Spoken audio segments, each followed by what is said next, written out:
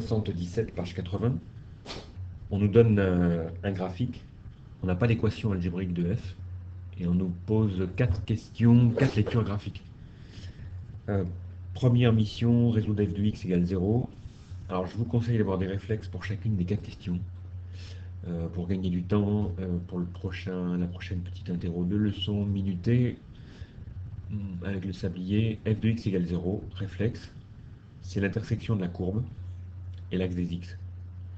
Donc vous allez trouver 3 points dans cet exercice, moins 2, 2, 6. Deuxième question, deuxième réflexe, f' de x égale 0, c'est une histoire de tangente horizontale. Il y en a 2, au point d'appuie 0 et 4. Troisième mission, f de x plus grand que 0, image positive, ou courbe au-dessus de l'axe des x. Troisième réflexe. Vous trouvez 2 intervalles, moins 2, 2, union, 6, 8. Quatrième réflexe, dérivée positive ou nulle. En fait, c'est réflexe 4, c'est la fonction croissante. Ou coefficient directeur positif. 2 intervalles solution, moins 2, 0, union 4, 8. Donc voilà pour le 77. 83, une série de fonctions classiques. La première, 3x cube moins 4x, qui va nous donner comme dérivée 9x carré moins 4. Il faut étudier son signe. Polynôme du second degré, on pourrait faire delta. On peut aussi voir une identité remarquable. 3x moins 2, facteur de 3x plus 2. Voilà. Ensuite, le signe de f' de x. Alors, on va chercher quand est-ce que 3x moins 2 s'annule, quand est-ce que 3x plus 2 s'annule, et utiliser une propriété du cours sur les polynômes second degré. X, moins 2 tiers, x, 2 tiers. Un tableau de signes, on étudie sur R, les deux valeurs, moins 2 tiers, 2 tiers, plus infini. Alors, la dérivée, son signe. Alors, on a dit qu'on a un polynôme du second degré. Petit a, c'est 9. Il est positif. Et on sait que signe de a, à l'extérieur, les deux racines. Donc le positif, ici, ici, ici. Propriété fondamentale du cours, dérivée positive, fonction croissante. Dérivée négative, fonction décroissante. Voilà pour le petit 1, c'est pas très grave pour l'instant si vous ne calculez pas ça, et les limites encore moins. On verra ça un peu plus tard. Un mot peut-être sur le 2. Une autre fonction, g, encore un polynôme du troisième degré, une dérivée, g' de x, moins 3x carré, plus 6x. Voilà, on est dans du basique là, hein. Il faut maîtriser ça assez rapidement et pouvoir faire ça avec dextérité. Une factorisation, 3x, moins x, plus 2. Étude du signe. Oui, on aurait pu aussi faire encore un delta, mais comme petit c était nul, on pouvait factoriser. Donc du coup, ça s'annule pour 0, ça s'annule pour 2. Un tableau de signes pour la dérivée. G', qui s'annule 2 fois. Pareil, même règle. A, c'est moins 3. Négatif. Signe de A, ici et ici. Signe de moins A au milieu. Règle à connaître par cœur. Vous pourrez y prendre des points. Ça va vous tomber dessus peut-être en fin de semaine. Qu'est-ce qu'il nous reste? Peut-être pas tout. Allez, 3 peut-être. Un petit souci avec juste la fraction. H'. Le tiers que vous avez, du moins la division par 3, je vous conseille, vous recopiez le tiers et vous dérivez. Moins 2 fois 2x. 4x. Plus 4. Ce qui nous fait x2 moins 4x plus 4. Bon, si par chance vous voyez que c'est une identité remarquable, n'hésitez pas. Si vous ne le voyez pas, vous faites un delta. Vous allez trouver 0. et vous allez trouver une racine double. x1 égale x2 égale 2. Un petit tableau, du coup on fait une récap sur ce fameux chapitre polynôme second degré, h' qui s'annule une fois. Où est A?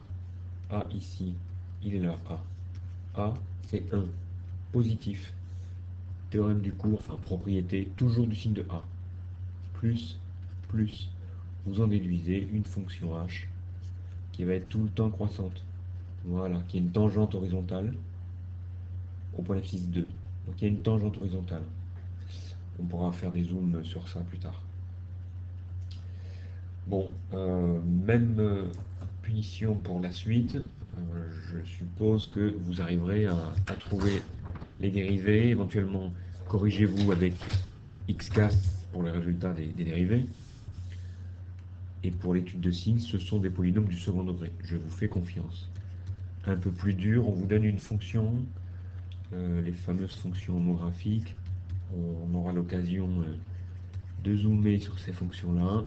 Ax plus b, cx plus d. Voilà, vous savez rien, on vous demande la dérivée. Vous envoyez dérivée du quotient. Voilà, donné dans le cours.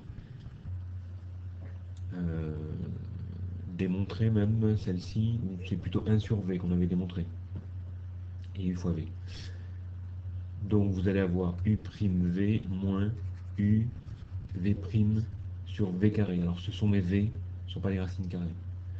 Donc si vous n'êtes pas tranquille au début, vous dites, vous posez u, ax plus b, vous posez v, je vais essayer de faire un effort avec des v pointus, cx plus d, vous dérivez u, a, v', c, vous injectez dans la formule, petit calcul, u', v,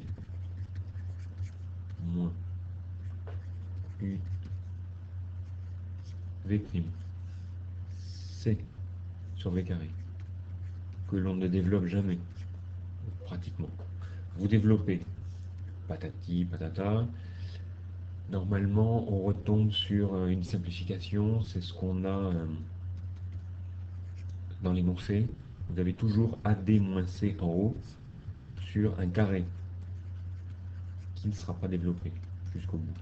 Voilà, la dérivée de toutes les fonctions, les dérivées de toutes les fonctions homographiques sont de cette forme-là. La première mission est remplie, c'est le 87, voilà, je l'avais perdu. 2. Que peut-on déduire à propos du sens de variation de f? Ben, le dénominateur est toujours strictement positif. Alors, on fera attention, hein, il faut que x soit différent, mais ça doit être dans l'énoncé, ça, de moins d sur c. C'est la valeur interdite que nous donne le dénominateur. Vous n'avez pas le droit de diviser par 0. Bien. Sur le graphique, vous aurez d'ailleurs un mur vertical qu'on appellera asymptote vertical. Quant en haut, si AD moins BC positif, alors f' de x strictement positif, théorème du cours, propriété fondamentale, f croissante. Inversement, si AD moins BC négatif, alors vous avez une dérivée négative, une fonction décroissante. Une fois que c'est dit, on vous demande de dire rapidement si des fonctions qui suivent sont croissantes ou décroissantes. On peut le faire pour la première, par exemple. Vous aviez f du x égale x moins 1 sur 3x plus 1. Vous identifiez A, ici.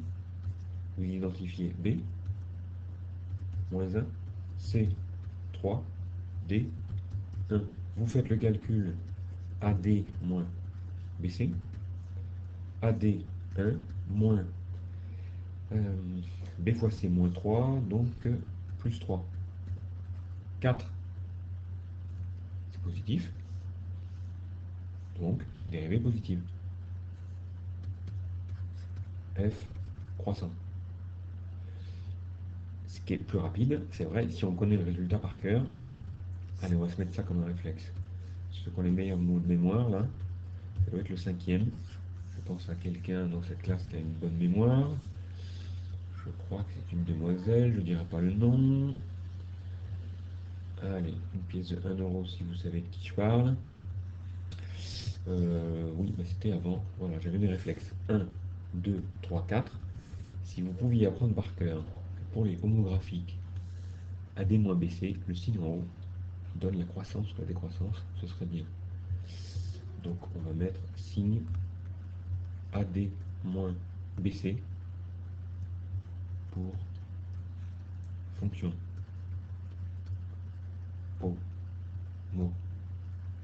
homographique. Voilà. Apprenez-les par cœur, ces réflexes. On en est au 5e. Hein. Bon, il y a encore 2 autres exemples qui sont du même niveau. Voilà, je vous fais confiance pour ça. 87, c'est fait. Qu'est-ce qu'il nous reste? 88. Qu'est-ce qu'on nous demande à ce 88? Des études de variation. Bien, on va peut-être en choisir quelques-unes. Alors la première, c'est une fonction homographique. On a déjà traité le cas. Voyons pour la deuxième. On a g de x égale x2 plus 3x, x carré plus 1. Ils veulent savoir où est-ce que c'est dérivable. Alors en fait, une fonction rationnelle comme ça, on va le rajouter dans le cours, ça. C'est dérivable, mais on l'a quand même dans le tableau avec les propriétés sur les dérivés u fois v. Dérivable, euh, là où le dénominateur est différent de 0. Donc en fait, on cherche où est-ce qu'il y a des valeurs interdites, où est-ce que le dénominateur s'annule, et comme ça, notre fonction sera dérivable, aura des tangentes sur R privé de ces valeurs interdites. Bon, ici, si jamais nul, le dénominateur, il est toujours strictement positif. Donc on dira que G est dérivable sur R. Si vous tracez la courbe, il y a des tangentes partout. Pas d'exclusion. Bien.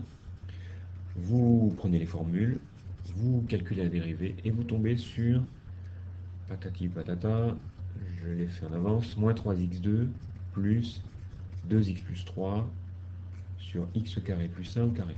Si vous le faites avec x casse, il va peut-être vous donner un polynôme du 4e degré en bas. Sélectionnez-le et factorisez avec factor. Il vous donnera quelque chose de ce genre-là. Nous, par le calcul à la main, on le laisse au carré. On ne développe surtout pas. Vous avez donc après le signe de cette dérivée.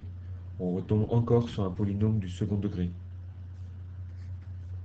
Donc vous faites le signe du numérateur. Puisqu'ici on ne voit pas d'identité remarquable, de factorisation facile, etc. Vous faites delta en fonction du signe de delta, 1, 2 ou aucune racine. Vous appliquez les théorèmes du cours, polynôme second degré. Vous concluez avec un tableau, le signe de G', G, et vous avez les variations. Qu'est-ce que je peux dire sur la 3? Il y avait une fonction encore rationnelle, un polynôme du premier degré en haut, un polynôme second degré en bas.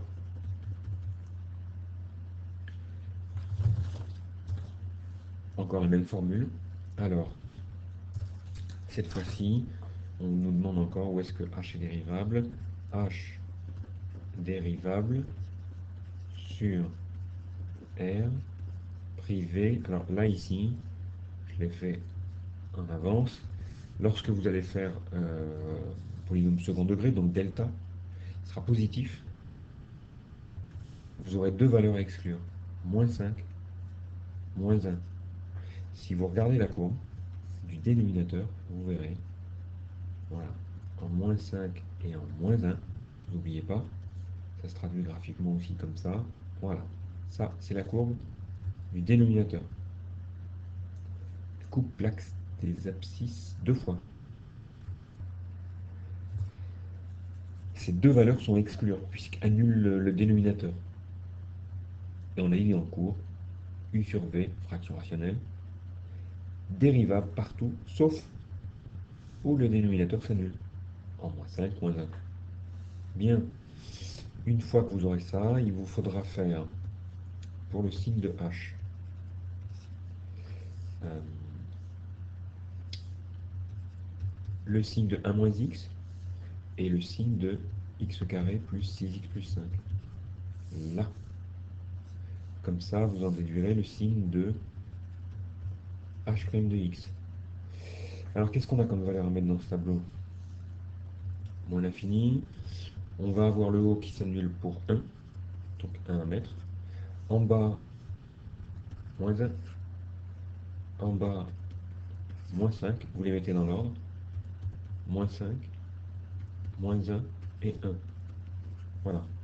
Alors, tout de suite, pour ne pas s'embêter, les deux VI qui sont interdites sont codées. Vous savez ça normalement depuis la seconde. Avec deux barres. Alors, on a dit qu'il y avait moins 1 et moins 5.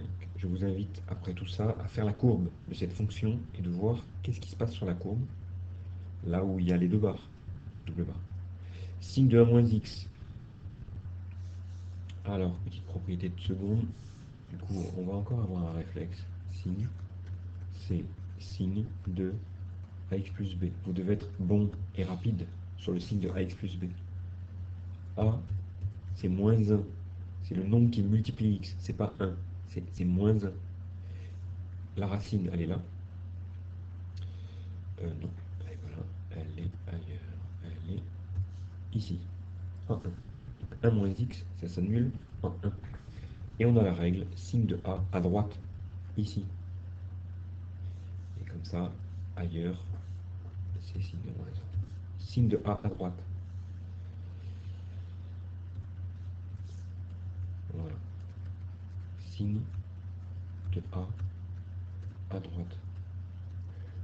Voilà un sixième réflexe. C'est une succession de petits réflexes qui, bien maîtrisés, vous simplifiera la vie et vous apportera des points. Et vous fera avancer vite dans les exercices, en temps limité. Voilà, ça arrive. Je crois que je me suis fait comprendre. Ici, vous avez un A qui est égal à 1. On a déjà utilisé la règle. Les racines sont là. Moins 5, moins 1. Signe de A à l'extérieur. Autre règle. Plus, plus et moins. La dérivée quotient de deux positifs, de deux signes différents, deux positifs. Alors attention, le numérateur 1 moins x va s'annuler en 1 et moins. Vous ferez le graphe. Je vous laisse la possibilité de le faire. Et regardez bien ce que fait votre fonction. Vous me montrerez votre graphe lundi matin. Bon, voilà pour la 3. Est-ce qu'on en a une autre qui serait intéressante? Bon, bah, c'est pareil. La 4, vous avez un polynôme, non, une fraction rationnelle, une valeur interdite, 3 cinquièmes. Le signe du haut, vous pouvez faire, je parle de la U, 2x2 moins 1 sur 5x moins 3. Le bas, une VI, 3 cinquièmes. Signe du bas facile, réflexe 6. Signe du haut, ou vous faites un poly du second degré, petite identité remarquable, a carré moins b carré, et ça va tomber. Je vous mets la suite des réjouissances pour ceux qui veulent commencer à s'entraîner. Voilà, suite de l'entraînement. Ah, j'ai un petit mot à dire pour le DM suite à une question de Kitry par mail. Je vais en faire profiter tout le monde. Suite entraînement, c'était le numéro 66, 68. Donc il y a de la technique, il y a aussi des histoires de tangentes. 74, 81, 95, 96. Le reste, je vais le taper sur feuille. Je vais m'inspirer d'un autre livre. Donc voilà pour la suite. Petit mot sur le DM, sur la théorie de la relativité, du moins dans sa partie la plus simple. Donc je vous rappelle, on a une équation, on vous donne m de v égale M0 sur une grande racine. Voilà, qui n'est pas très sympa. Toc, 1 moins V carré sur C carré. Voilà. C, c'est la vitesse de la lumière, et V, c'est la vitesse de votre objet, qui est une masse M0 au repos. Et qui, si elle se déplace, votre masse à une vitesse V, a une masse qui change. Voilà. Alors, on s'en aperçoit avec des grandes vitesses. Donc, question de Guitry, pardon, de type B pour la courbe. Donc, sur une même figure, en effet, vous pouvez faire figurer une droite d'équation m égale m0 et la courbe de mv. Je vous en veux pas, au contraire, si vous faites la courbe avec qui vous savez.